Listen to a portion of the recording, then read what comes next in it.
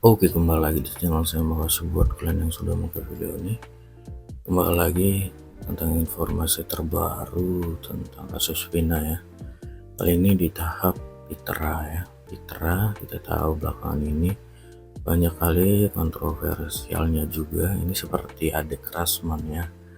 Ini mirip sekali seperti Rasman yang selalu membela keluarga Pak Rudiana.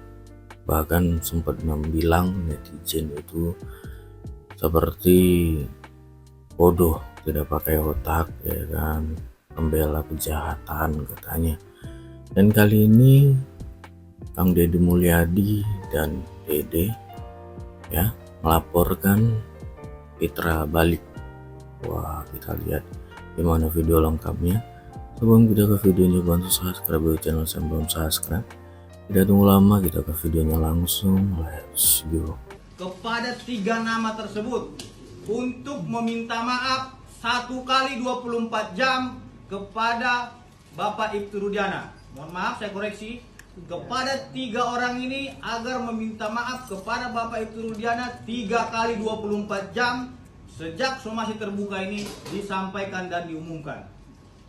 Apabila dalam 3 kali 24 jam yang bersangkutan yang telah kita lakukan somasi terbuka tidak meminta maaf kepada Ibtu Rudiana beserta dengan keluarganya dan kepada masyarakat melalui media pers yang ia beritakan, maka dengan tegas kami akan melakukan tindakan hukum dengan membuat laporan polisi terhadap mereka. Dahulu Mas Rasman, ini pernyataan Anda viral di media sosial menyebut kalau Mas Tony RM ini adalah pengacara kampungan dari ibu kota. Nah, ini maksudnya apa Bang pernyataannya Bang? Kampungan, apa itu maksudnya? Kampungan itu satu, kalau berdebat dengan orang yang senior di atas kita, apalagi jenderal, mantan Kapolda 2 kali, kemudian mantan Kadifumas seperti Bang Anton Carlian, itu banyak pendukung Bang Anton itu sudah marah, termasuk saya. Kenapa? Karena cara dia berkomunikasi, kita boleh keras, kita merasa pintar, kita boleh merasa jago, tapi tetaplah mengacu pada kesopanan dalam berbicara kepada orangnya. Contoh, coba lihat, saya keras, tapi saya bicara, Bang Otto hormat saya, Bang Fredrik hormat saya, Bang Saur Siagian hormat saya. Itu.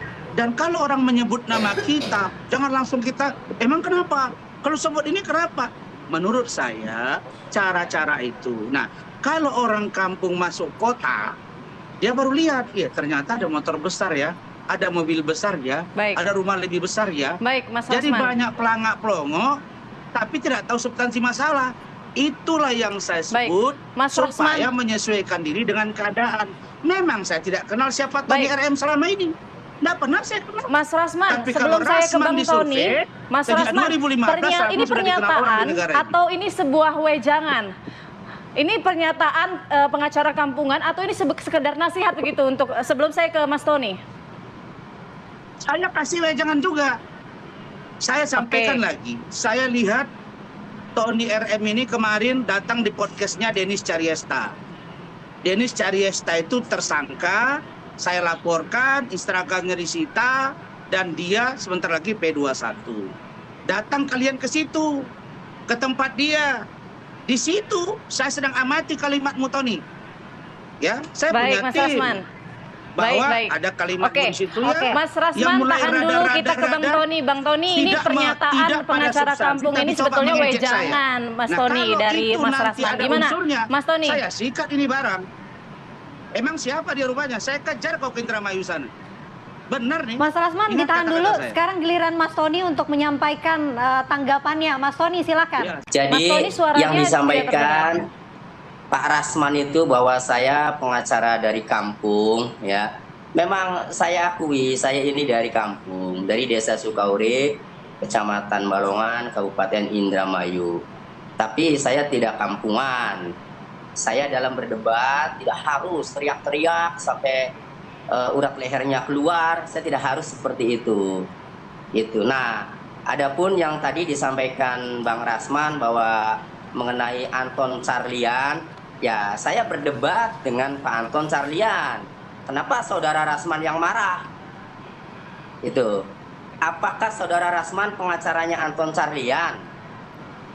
Kan gitu. Nah, jadi substantif aja lah, substantif aja. Jadi berbicaralah sesuai dengan kapasitas. Pak Anton Carliannya saja ya menerima masukan dari saya, menerima protes dari saya itu ya, dia terus menyampaikan materinya atau pendapatnya secara prosedur ya, artinya dia kembali kan melihat bahwa putusan pengadilan itu seperti apa. Jadi dulu ada memang saya salah satu sempat satu panel sama Pak Anton Carlian ya, itu menyebut Pak Anton menyebut bahwa PS gitu loh ini adalah DPO. Nah saya bilang kalau begitu Bapak ini nggak membaca putusan pengadilan, karena DPO dalam putusan pengadilan itu Peggy alias Peron, bukan PS atau Peggy Setiawan itu. Nah kemudian mungkin Pak Rasman dengerin kali perdebatan itu ya, kemudian dia seperti tidak terima, marah ya saya tanya juga Pak Rasman ini apakah kuasa hukumnya Pak Anton Carlian? Kan Pak Anton Carliannya saja menerima, dia itu mantan pejabat publik, mantan Kapolda Jawa Barat ya, wajar kalau ada kekeliruan ya saya luruskan karena ini sedang membicarakan hukum. Kalau hukum itu berdasarkan fakta, salah satunya adalah putusan pengadilan itu. Baik, itu tanggapan dari Mas Tony. Mas Rasman, mungkin bisa ditanggapi. Memang benar pengacaranya dari Pak Anton Carlian? Begini, makanya Anda ini baca, dengerin, analisa kata-kata saya. Bang Anton Carlian itu sahabat baik saya, Jenderal Bintang 2, mantan Kadif Humas, mantan Kapolda Jawa Barat, mantan Kapolda Sulawesi Selatan. Kami berteleponan, banyak orang juga yang marah. Saya yang nahan supaya jangan marah kepada Anda, termasuk Bang Anton. Tapi kalimat Anda itu menyudutkan dia. Asa Anda bilang di situ, Anda tidak baca putusan, Anda tidak ngerti ini. Anda akan dia. Oh, tidak begitu. Kalau Anda nggak mau diingatkan, Anda bikin kalau Anda nggak mau diingatkan, itu nggak begitu, yang benar dong. Tony, saya kalau masih mengutip. ngomong ini. Saya masih ngomong. Iya, kalau mengutip yang benar. Kalau mengutip omongan saya yang benar. Dengerin. Jangan asal ya. Bapak ditahan dulu, boleh satu persatu kita berbicara. Silakan, saya kasih kesempatan Mas Rasman. Teruskan saja, bagus itu. Lanjut kau. Nah, poin satu. Poin yang kedua, Anda bilang keluar leher saya, urat leher saya. Kapan saya ngadapi kau keluar leher? Kau nggak siapa-siapa di mata saya. Singkat saja Kenapa Mas mesti keluar Rasman. urat leher saya kepada kau? Hah? Kau mau di mana? Baik, Mas mau main Rasman. sama saya pakai cara apa yuk? Jangan kau ketawa. Baik. Kau Baik, ini Mas makanya saya Rasman, bilang, kita tahan dulu, kita berikan kesempatan untuk Mas Kalau Tony. seorang lawyer, kau keberatan disebut sebagai orang yang kampungan, karena cara-caramu itu bertanya tidak kampungan. Coba Anda lihat. Tolong ya kalian dua host TV One ini sekarang. Kita sudah tangkap poinnya Saya Mas Rasman. Baik, sekarang kita kasih kesempatan Mas Tony untuk memberikan. Kali di salah Mohon satu maaf TV Mas, swasta. kita Oke? durasinya ini tidak Setiap begitu minggu banyak. itu lawan debat saya berubah-ubah. Di malam yang kemarin itu, hari Selasa yang lalu, ada Bang Otto Hasibuan, ada Bang Frederick Yunadi, ada Bang Hendri Yosodiningrat. Ini pengacara Baik. senior. Baik, Adakah kami Baik, berdebat Mas dengan Rasman. mereka? Mas Rasman, mohon Tidak. maaf waktu kita terbatas. Tidak ada perdebatan. Kita berikan kesempatan untuk Mas Tony. Waktu kita terbatas, Mas Rasman. Mas Tony mungkin boleh ditanggapi Ngajak soal debat, gila. beberapa tadi pernyataan dari Mas Rasman. Mohon maaf, Mas Rasman. Ya, jadi silakan. Bang Rasman kalau mengutip omongan saya itu yang tepat. Bila perlu dibuka lagi tuh, entah di YouTube-nya, entah di tayangannya, biar ngutipnya itu tidak salah. Karena sekali salah mengutip itu sama saja kan, seperti omongan yang salah lah yang dikutip kan gitu. Kemudian yang kedua, ya kalau cara-cara saya berdebat kemudian dinilai kampungan, justru perdebatan saya itu berdasarkan fakta. Penafsiran saya juga berdasarkan penafsiran yang peraturan-peraturan yang berlaku, gitu loh. Nah, jadi kalau hal itu yang dinilai kampungan, justru saya melihatnya Pak Rasman ini karena kalah debat, jadi akhirnya nyerang personal. Jadi kalau mengatakan saya kampungan dari kampung itu kan Baik, secara Mas personal, memang karena saya dari kampung. Ya enggak etis lah, artinya Baik, tidak baik, pantas sudah lah seorang tangkap poinnya, penegak Mas Tony. hukum, lawyer ya, kemudian nyerang personal secara Baik. pribadi. Kita Mohon bilang maaf dia sekali bilang Mas B. Tony dan juga Mas Rasman. Sudah terbuka. Bilang apa dia? Karena tidak tahu alamatnya gitu. Karena tidak tahu alamatnya ya. Jadi Hah? masih terbuka.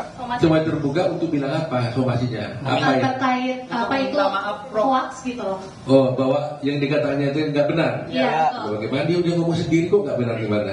Tanggapannya Kan dia menceritakan apa yang dia alaminya, dilihatnya sendiri, diketahui sendiri. Bagaimana bisa dikatakan hoax? Iya kan?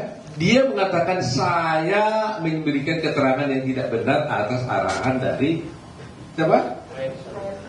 Pak Rudiana dan AE, ya kan? Pak Dedi ini justru harus juga yang pahlawan mau mengumumkan kebenaran kok jadi disomasi. Salahkan Dedi apa? Merekam, Hah? memvideokan dan mempublikasikan keterangan Dede. Soal Kalau itu saya investigasi kena juga. kemaki lagi dong dari saya. Investigasi. Jadi Hah? Kang Deddy itu melakukan investigasi penelusuran gitu. Katanya dadakan. Loh itu kan Penyalehan. kewajiban seorang warga negara, bukan hanya hak.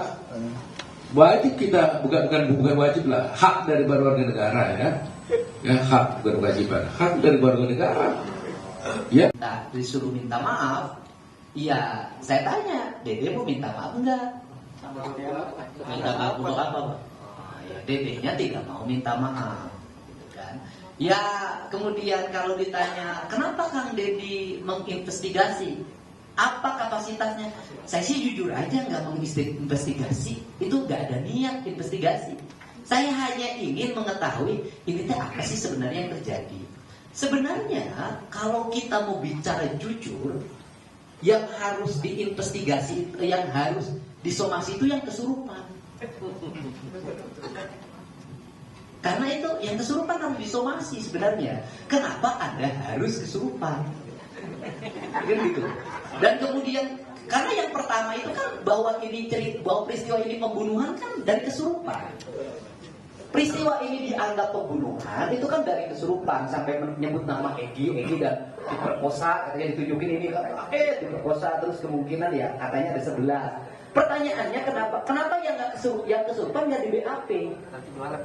Kemudian itu yang isi kesurupannya kenapa nggak dihadirkan untuk di BAP? Nah itu sebenarnya awal kan dari situ. Nah kemudian saya hanya ya andai kata ya kalau ada ucapan aku yang tidak berkenan, itu aja kan nggak apa-apa, takut ada ucapan saya yang dianggap kasar, ucapan saya yang dianggap tidak berkenan gitu loh. Ya, itu aja, saya kan itu saja. Nah tetapi kalau minta maaf karena menayangkan ini, ya tanya aja yang saya kan hanya merekam kata Dede. Lebih baik saya minta maaf kepada narapidana dan keluarganya.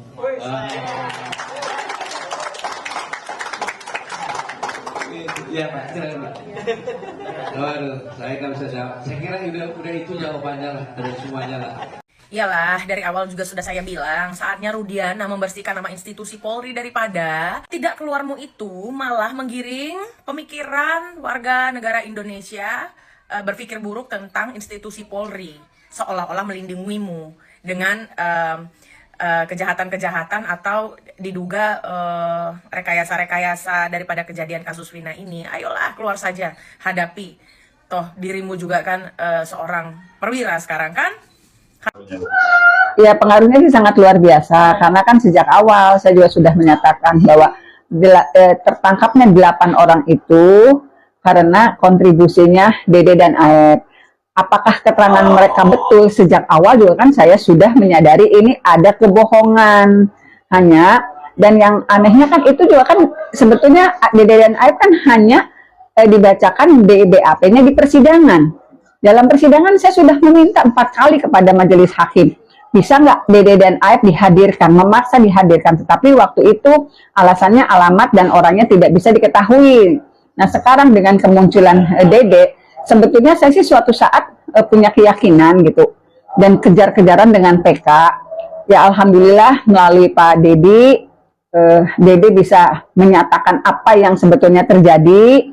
dengan dugaan sebagai dia disuruh oleh pelapor, kan sebetulnya di isi kepala saya ketika bersidang juga itu sudah ada isi kepala saya seperti itu. Itu hanya saja kan kita susah membuktikan, susah meyakinkan majelis waktu itu kalau kenapa saya selalu jelaskan Dede dan Aib itu memberikan informasi sangat detail. Siapa pelakunya, siapa yang mengejar, naik motornya apa. Sebetulnya itu tuh isi pledoi saya gitu. Tetapi sekarang misalnya Dede datang kemudian berkomunikasi dengan Pak Dede, ya alhamdulillah, walaupun saya yakin betul Pak Dede seperti merekonstruksi peristiwa tersebut dan akhirnya Dede datang ke sana juga. Artinya itu akan dijadikan novum atau gimana? Ya, akan dijadikan novum. Kita akan meminta kepada tentu saja karena kelihatannya kehadiran Dede itu memang diamankan lah, karena kalau berada di Cirebon juga mungkin punya kekhawatiran yang luar biasa. Saya akan mencari tahu dan berkomunikasi bagaimana caranya agar Dede bisa dihadirkan di persidangan. Ya.